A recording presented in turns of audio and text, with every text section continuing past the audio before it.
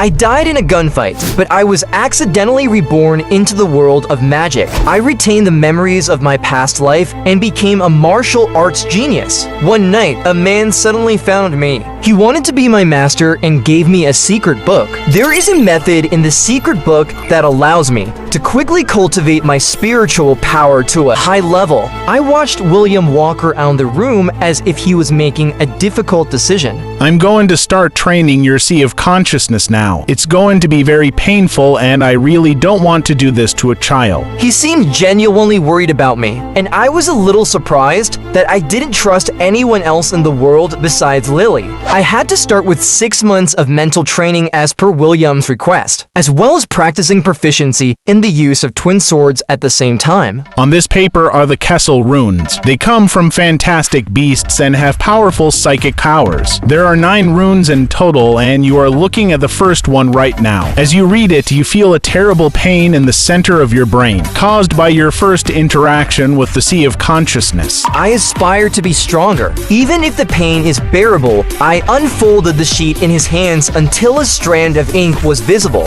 I immediately felt like my head was going to crack. It was like being in another world in pain. At the moment, I felt like I was floating in the air, my body translucent. The feeling of being on the ground disappeared, and there was no smell. Only the constant noise of sea waves could be heard. A moment later, I found myself back in the room with William staring at me for what seemed like just a moment in the past. I was deeply shocked by this out-of-body experience. You have just seen your Sea of Consciousness. The water in it represents your ability to think. And you should be careful when you train your mental energy or cast spells, because it will run out of water once the sphere is broken. Your mind will be broken, and you will be nothing more than a living, breathing body with no will or mind. I'm going to make sure I don't drain my mental energy while absorbing the runes. Once I succeed, I will be a mage and can learn my first spells. This is so fucking hard. I feel like my head is about to explode.